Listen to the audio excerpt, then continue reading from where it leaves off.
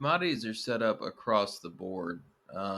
Whatever you're looking at, we have natural gas. We got in a position earlier this week. It had a false breakdown signal.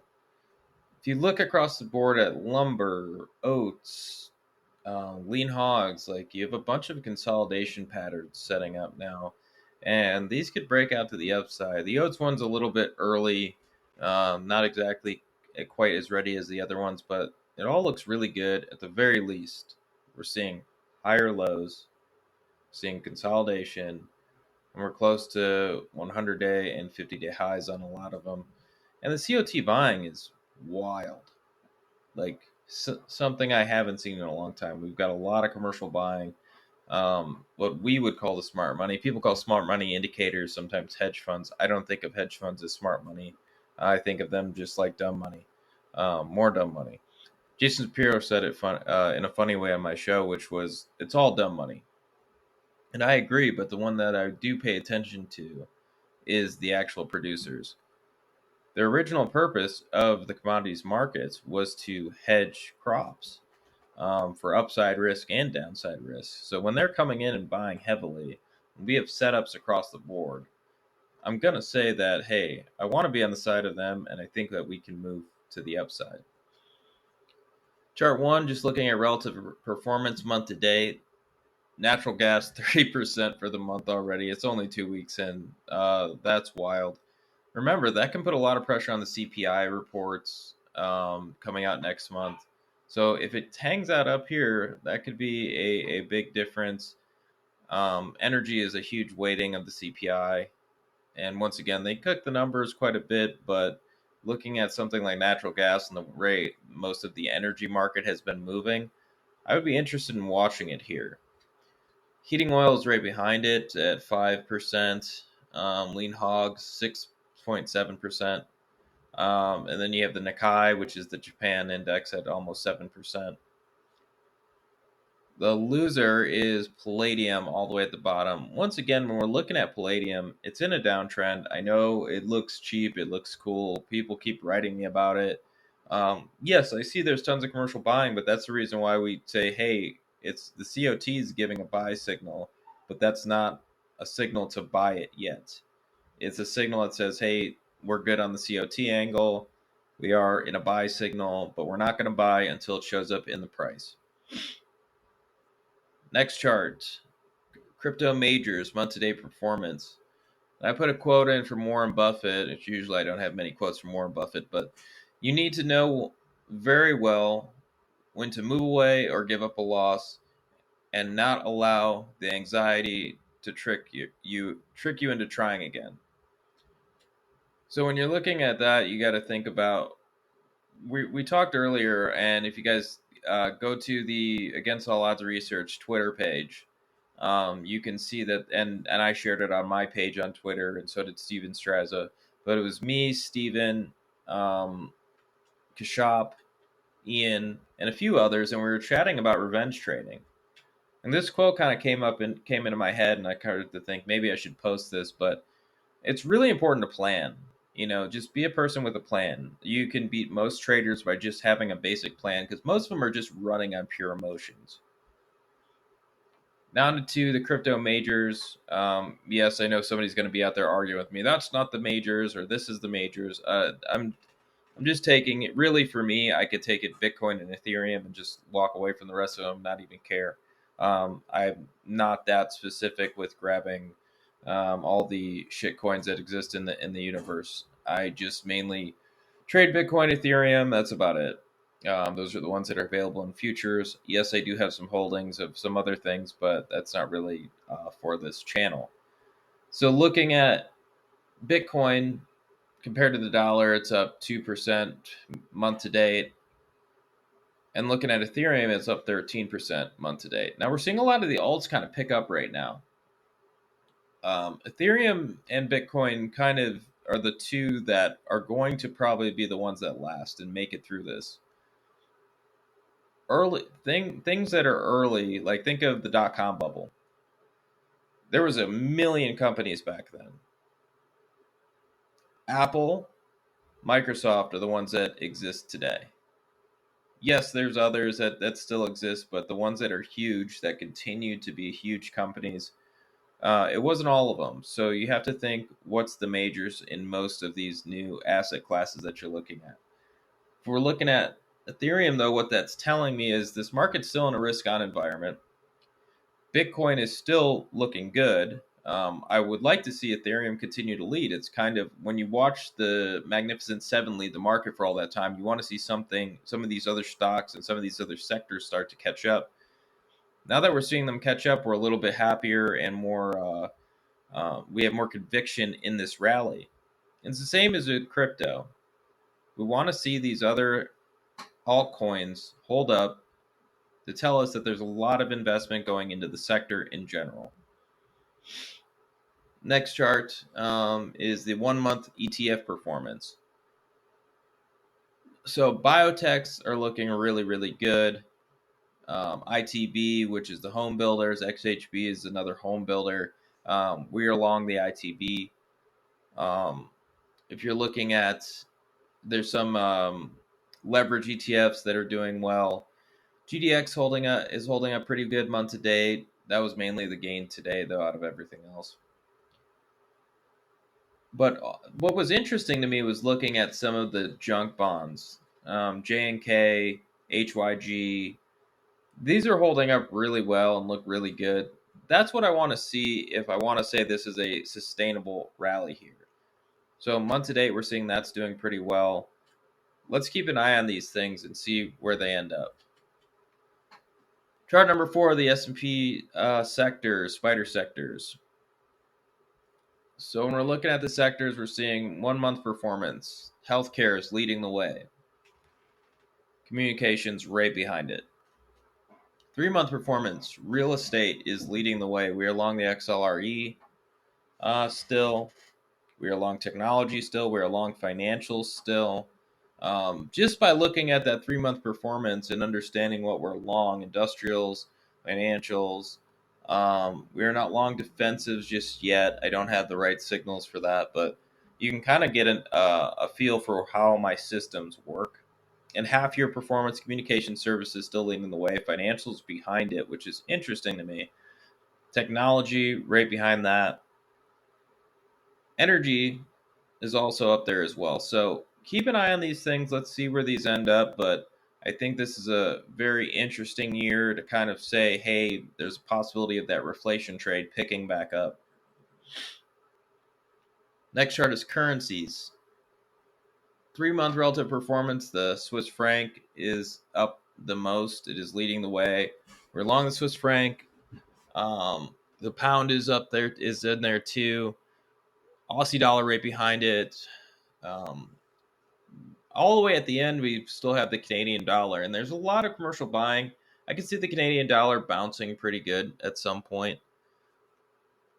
But right now, we want to just be along the strongest things in this sector or in the currencies, and we're along the Swiss franc at the moment.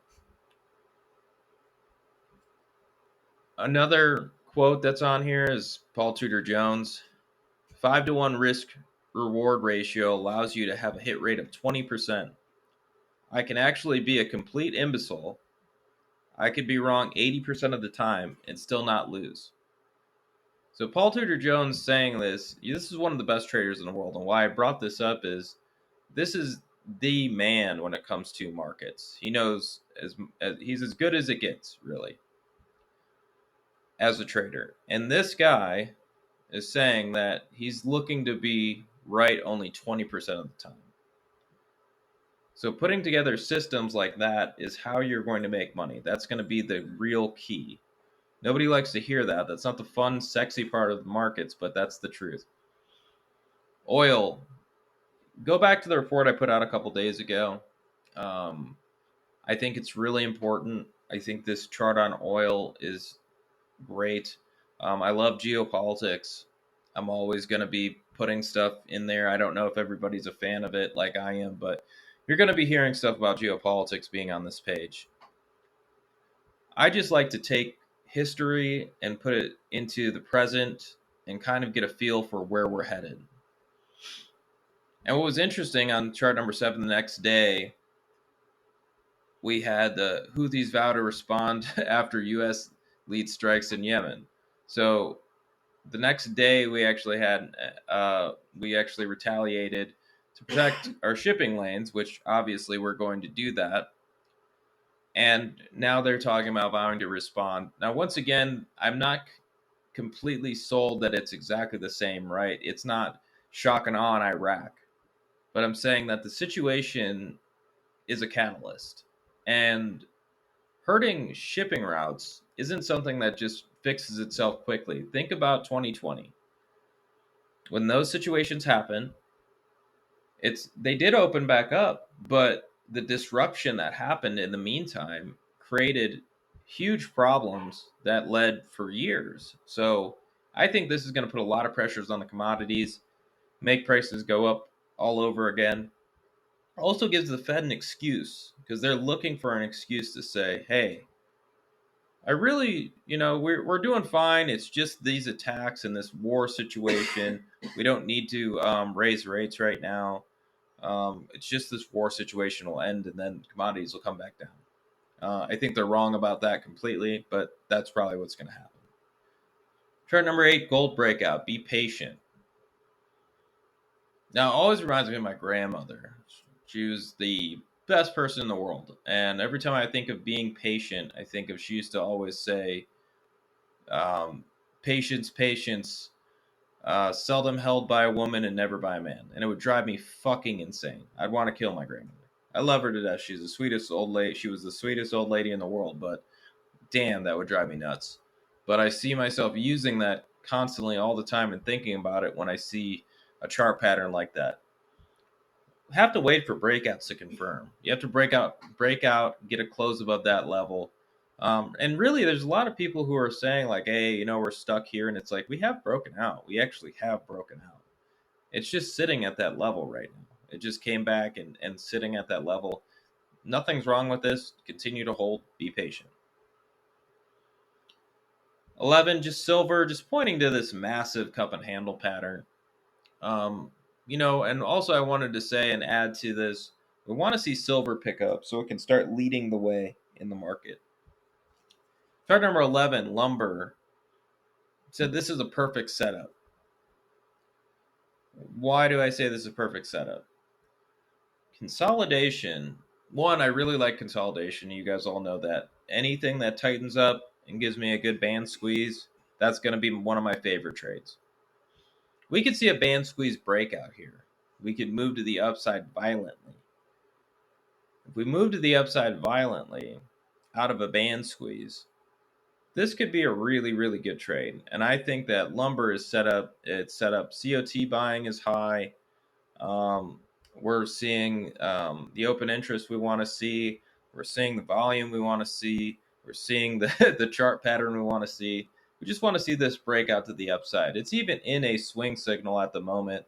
If it gets above there, it'd be a full position. 12 oats. Similar thing. Back into consolidation. It's a weekly chart, so you're not seeing as how crazy the consolidation actually is. But I'm pointing to a higher low here.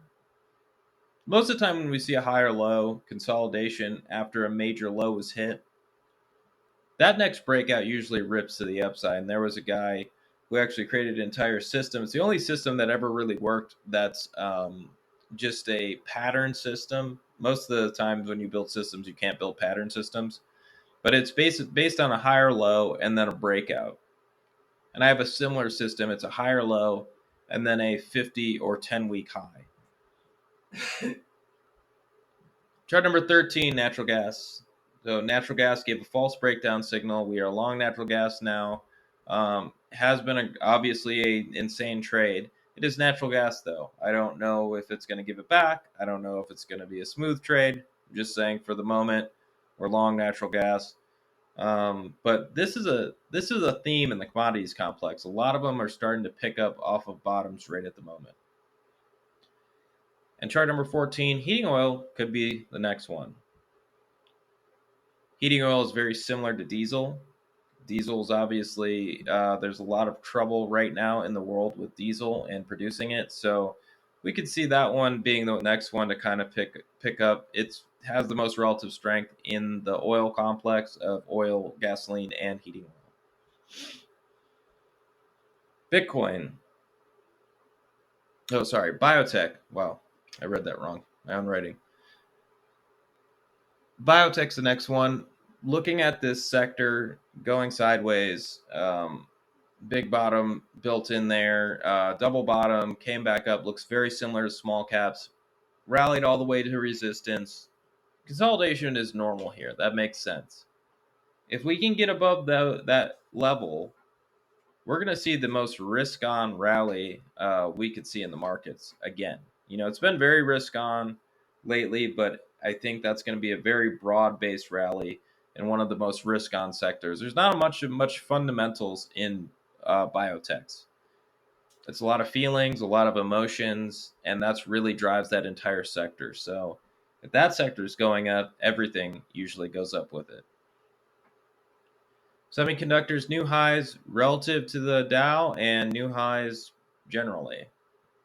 One of the best sectors that we've been long in 2023 and through this year, and it's been incredibly strong. It's been showing relative strength all year long. It broke out early. It's continued.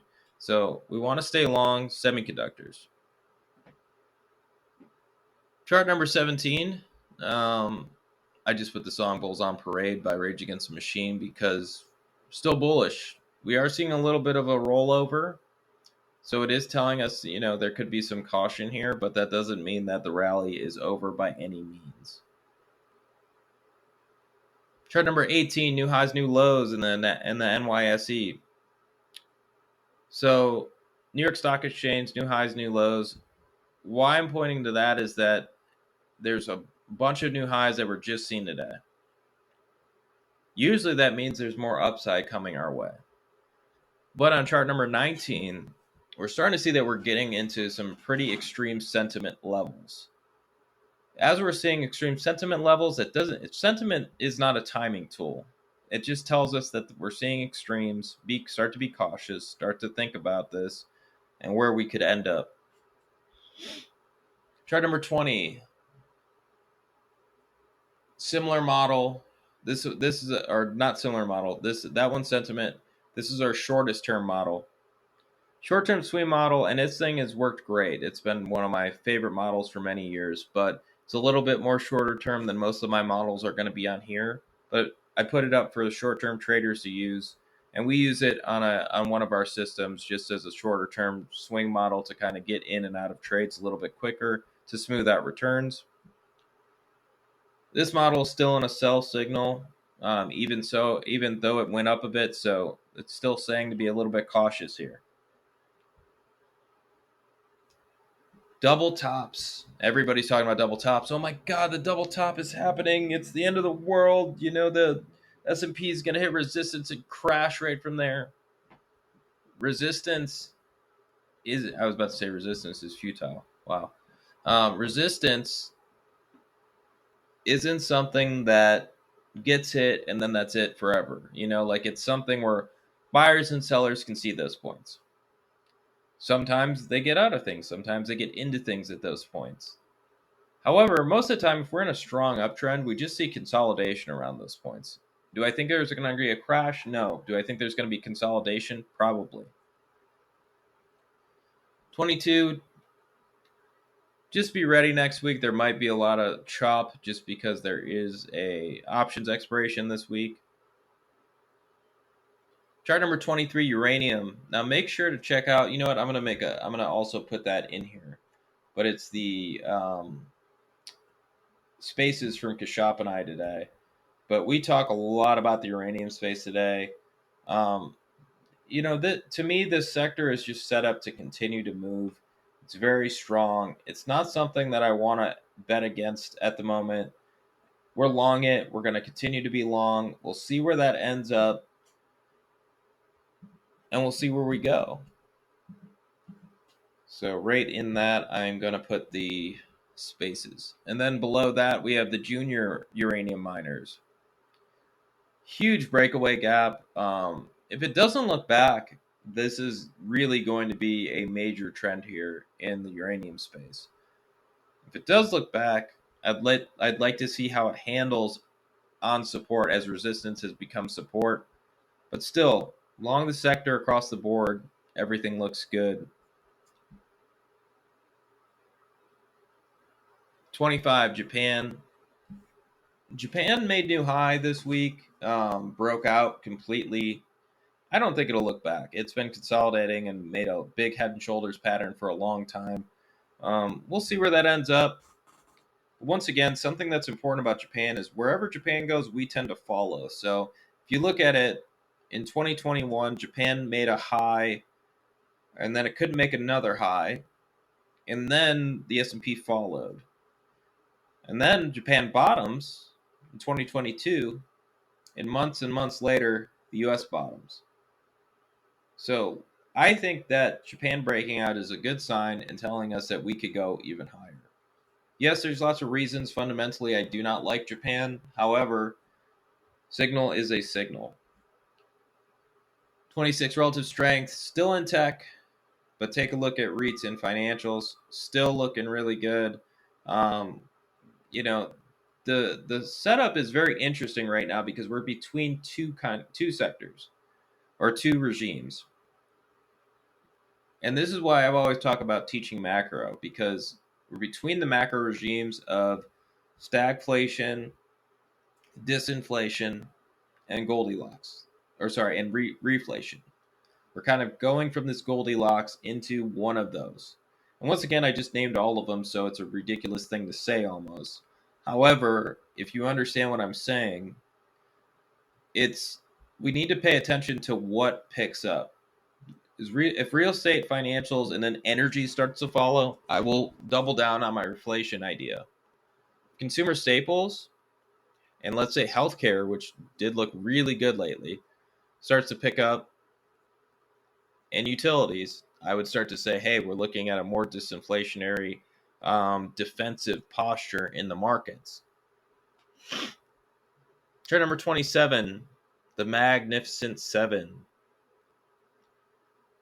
With the Mag 7, it's starting to look heavy. If you look at the chart, it's starting to look heavy. Once again, we're going to be long the tech sector. We're long it. We're long semiconductors and the Qs in futures and in ETF space. However, I wouldn't doubt that we're going to see somebody else in some other sector start to pick up some of the slack here. All right, guys, at the end of this, I just put a little thing from Andrew Thrasher.